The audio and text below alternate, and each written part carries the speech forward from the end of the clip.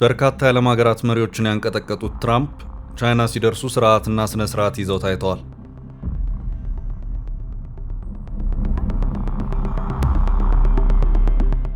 በዚህ ጉብኝት ትራምፕ ቻይናንና መሪዋን አጥብቀው አወድሰዋል። ቻይናንም ሀያል ሀገር ብለዋል። Such respect for China, the job you've done. You're a great leader. I say it to everybody. You're a great leader. Sometimes people don't like me saying it, but I say it anyway because it's true. I only say the truth. Good relationships with very powerful countries, and powerful economically as well as we have the most. I built in my first term the greatest military in the world. We have the greatest military in the world.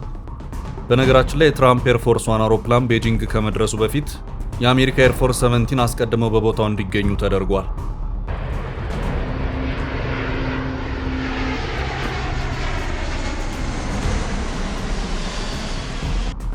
አሜሪካ ካለባት የሀገር ውስጥና የውጭ 35 ትሪሊየን የብድር ድርሻ ውስጥ የቻይና አበዳሪነት ድርሻም ቀላል አይደለም። You see the number 35 trillion. Guess when we hit it. የአንድ ወቅት ደሃዋ ቻይና ከ40 ዓመታት በኋላ የዓለማችንን ሀያል ሀገር የሆነችውን አሜሪካ አበዳሪ ሆናለች። China owns about 1.3 trillion dollars of it. መከበር እንደ ቻይና ነው። 习近平在祈年殿迎接特朗普到访。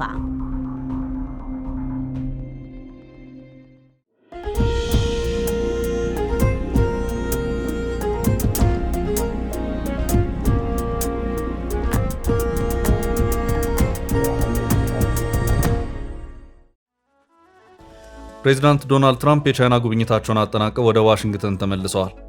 ትራምፕ በሌሎች ሀገራትና መሪዎች ላይ የሚያሳዩት ንቀትና ያልተገባ ተግባር ቻይናና የቻይናው ፕሬዚዳንት ጂ ጂንፒንግ ላይ አላሳዩ። ቻይናና ቻይናውያንን በእጅጉ አክብረውና ስርዓታቸውን ጠብቀው ትራምፕ በቻይና ቆይታ በማድረግ ተመልሰዋል።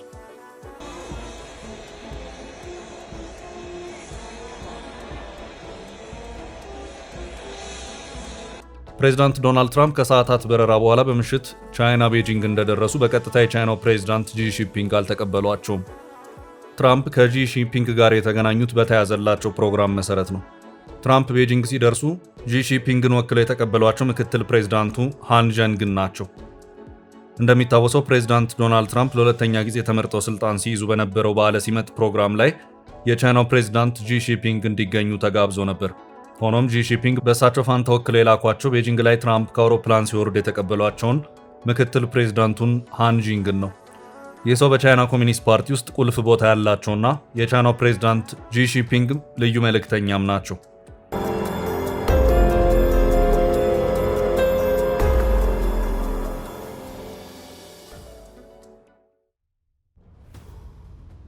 የዛሬ ዓመት በፕሬዚዳንት ዶናልድ ትራምፕ በዓለ ሲመት ላይ መገኘታቸውንም ተከትሎ ኢሎን መስክን ጨምሮ በርካታ አሉ ከተባሉ የአሜሪካ ቢሊዮነሮችና የቴክኖሎጂ ፈጣሪ ባለሀብቶችም ጋር የተገናኙበት ሁኔታ እንደነበርም የሚታወስ ነው።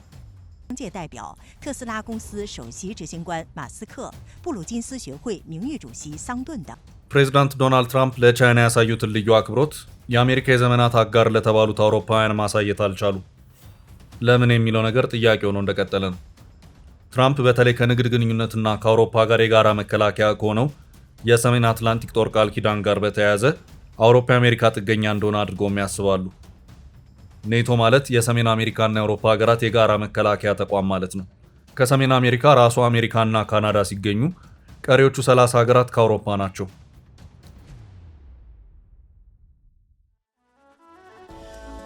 ኔቶን በገቢ ቀጣይነት እንዲኖረው ለማድረግ አባል ሀገራት ከሀገራዊ ዓመታዊ ጠቅላላ ምርታቸው ውስጥ የተወሰነውን መድበው እንዲያዋጡ ተወስኗል። ሆኖም የአውሮፓ ሀገራት በተገቢው መልኩ እያዋጡ አይደለም፣ ሸክሙ ያለው አሜሪካ ትከሻ ላይ ነው በማለትም ፕሬዚዳንት ዶናልድ ትራምፕ አውሮፓን እንደ ተጎታች ሸክምም አድርገው ሲቆጥሩም ታይተዋል። የአውሮፓ ሀገራት መሪዎችን ባገኙ ቁጥርም ለምንድነው ለኔቶ ቃል የገባችሁትን መዋጮ በአግባብ የማታዋጡት በማለት በየጊዜው እንደጠየቁም ነው። በአንድ ወቅት ከጣሊያኗ ጠቅላይ ሚኒስትር ጆርጂያ ሜሎኒ ጋር በዋይት ሃውስ በነበራቸው ቆይታም አንዱ የሞቀው ንግግር ጉዳይ ይሄው ለኔቶ ተገቢውን መዋጮ አዋጡ፣ አሜሪካ ትከሻ ላይ አትጣሉት የሚለው ነበር።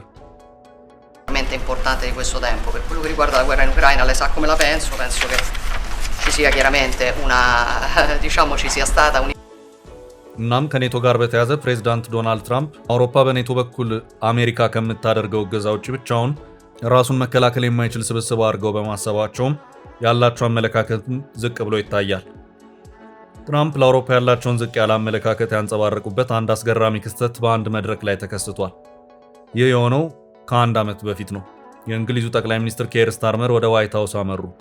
በዚያም የአሜሪካ ከፍተኛ ባለስልጣናትና ጋዜጠኞች በተገኙበት የነጩ ቤተ መንግስት የተለመደ መድረክ ላይ ውይይት ተደረገ።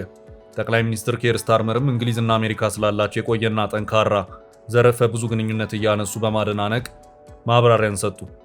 የእንግሊዝን ወታደራዊ አቅምም ገዘፍ አድርገው በዚያ መድረክ ላይ ተናገሩ። በዚህ መሃል ትራምፕ ቀልድ ቢጤ በሚመስል መልኩ ጠቅላይ ሚኒስትር ስታርመርን አቋርጠው ጣልቃ ገቡ። እንዲህም አሉ፣ ለመሆኑ እናንተ ብቻችሁን ሩሲያን ትችሏታላችሁ የሚል ጥያቄ ነበር። ነገሩ ላይ ላዩን ሲታይ ቀልድ የመሰለ ነገር ግን ትራምፕ አውሮፓንና ሩሲያን ሚዛን ላይ አስቀምጠው እንዴት እንደሚመዝኑ ያሳዩበት ወጋ ያደረገች በቀልድ የታጀበች ንግግር ነበረች። የትራምፕን የዚያች መድረክ በሳቅ ታጅበው እንግሊዝንና አውሮፓን ወጋ ያደረጉበትን አጭር ንግግር እንስማ።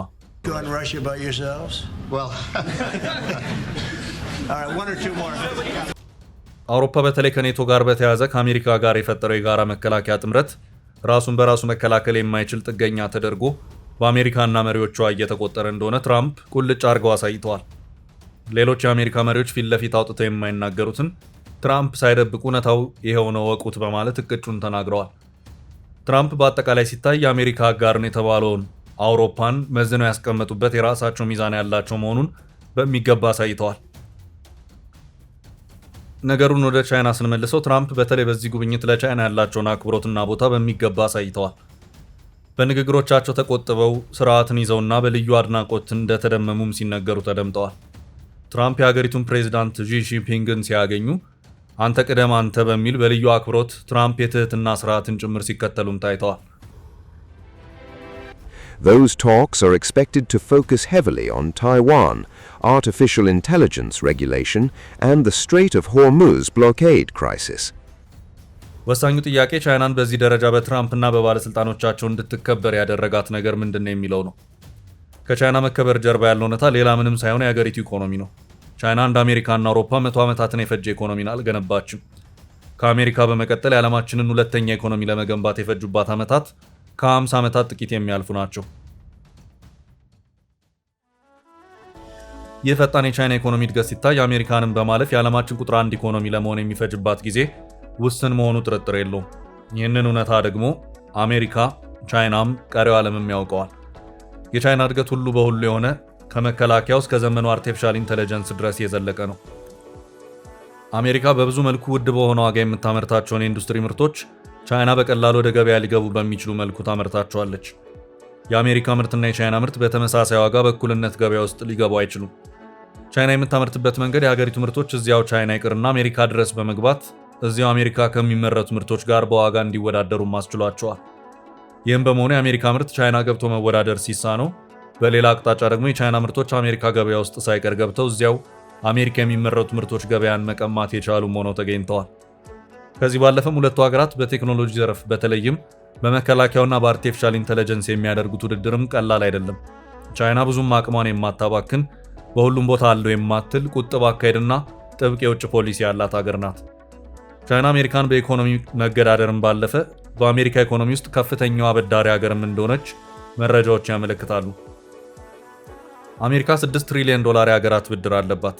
ከዚህም $6 ትሪሊዮን ብድር ውስጥም የቻይና ድርሻ ከፍተኛውን ይይዛል።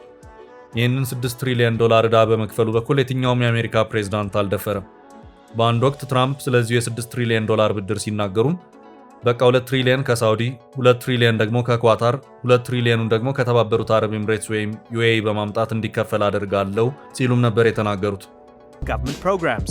The United States owes over $6 trillion to foreign countries. China owns about $1.3 trillion of it.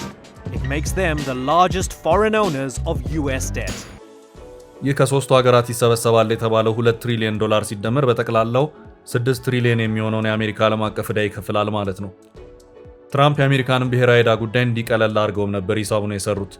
ግን ደግሞ ያ ከእያንዳንዱ ሀገር ይሰበሰባል የተባለው $2 ትሪሊዮን ወደ አሜሪካ ካዝና ገብቶ ለዕዳ ክፍያ የሚውለው በምን መልኩ ነው የሚለውን በተመለከተ ግን ትራምፕ ማብራሪያ ሲሰጡ አልታዩም። በነገራችን ላይ $6 ትሪሊዮን የአሜሪካ ዕዳ የውጭ ሀገራት ብድር ነው። የሀገር ውስጥና የውጭው ሲደመር ጠቅላላ የአሜሪካ ብሔራዊ ዕዳ $35 ትሪሊየን ደርሷል። You see the number? 35 trillion.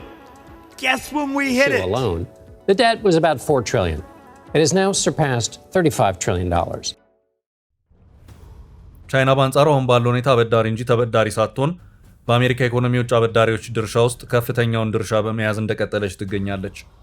አውሮፓና አሜሪካ ለኔቶ በሚዋጣው ገንዘብ ሲጨቃጨቁ ከኋላ የተነሳችው ቻይና ግን የአሜሪካ አበዳሪ መሆኗ አንዱ ትራምፕ ቻይናን እንዲያከብሩ ያደረጋቸው ወሳኝ ሚስጥር ነው። ቻይና በስራዋ ባላት የኢኮኖሚ አቅም በቴክኖሎጂ ተወዳዳሪነቷ ገበያውን በመቆጣጠሯ በገነባቸው መከላከያ በትራምፕና በአሜሪካውያን የተከበረች ሀገር እንድትሆን አድርጓታል። ከቻይና መከበር ጀርባ ያሉት እውነታዎች እነዚህ ናቸው። ቻይና ከተሞቿን በሳይንስ ፊክሽን ላይ የሚታዩትን አይነት ምትሃታዊ ትዕይንቶች በሚመስል ደረጃ ገንብታለች። China is astonishing the world with futuristic mega projects that seem straight out of a science fiction movie. ቻይናን ልም ካለ ድህነትና ኋላ ቀር ከሆነ የገጠር አኗኗር ዘይቤ በመውጣት ነው በ1970ዎቹ ከነበረው ህይወት አሁን ወዳለችበት የ21ኛው መቶ ክፍለ ዘመን ተገዳዳሪና ተወዳዳሪ ከተሜነት ኢኮኖሚ የደረሰችው። China was predominantly rural. In 1978, only 18% of Chinese citizens lived in cities. Today, over 64%. That's nearly 900 million people, almost 3 times the entire US population, who now call Chinese cities. አሜሪካውን ያሉትን ከተሞቿን ለመገንባትና አሁን ያሉበት ደረጃ ለማድረስ በርካታ መቶ ዓመታት ፈጅተውባታል። ቻይና አሁን በዓለማችን አሉ የተባሉትን የዘመኑ ከተሞች ለመገንባት የፈጀባት ጊዜ ከ40 ዓመታት ብዙም የራቀ አይደለም። ለዚያም ነው ቻይና አሁን ባላት የኢኮኖሚ እድገት ፍጥነት አሜሪካን አልፎ መሄድ ይቅርና በአጭር ጊዜ ውስጥ ታጥፋታለች የሚባለው። ቻይና በኤሌክትሪክ ተሽከርካሪዎቿም ዓለምን ወደ አንድ አቅጣጫ እየወሰደች ትገኛለች። በዚህ ኢንዱስትሪ ቀዳሚነቷን አረጋግጣለች። የቻይና ከተሞች በሞት ጭስ የተበከሉ ናቸው፣ ለመኖሪያ አይሆንም ሲሉ የነበሩት አውሮፓውያን በዚህ ወቅት ቻይና ድረስ በመሄድ ጭስ አልባ ስለሆኑት የቻይና ዘመናዊ ተሽከርካሪዎች እየመሰከሩ ነው። በቻይና አረንጓዴ ታርጋ ያላቸው መኪኖች አካባቢን በጋዝ ጭስ የማይበክሉ ኤሌክትሪክ ተሽከርካሪዎች ናቸው። ጥቂት ከቢቢሲ ምስክርነት እንስማ። So green means it's an EV and blue means that it's not an EV. But look, green, here's an electric moped, another green one, another green one. The point is that for most countries, EV is seen as the future of driving. But for China, the future has arrived. ቻይና በዚህ መልኩ መጪውን ዓለም አስቀድማ መኖር መጀመሯ ትራምፕና አሜሪካ እንዲያከብሯት አድርጓል።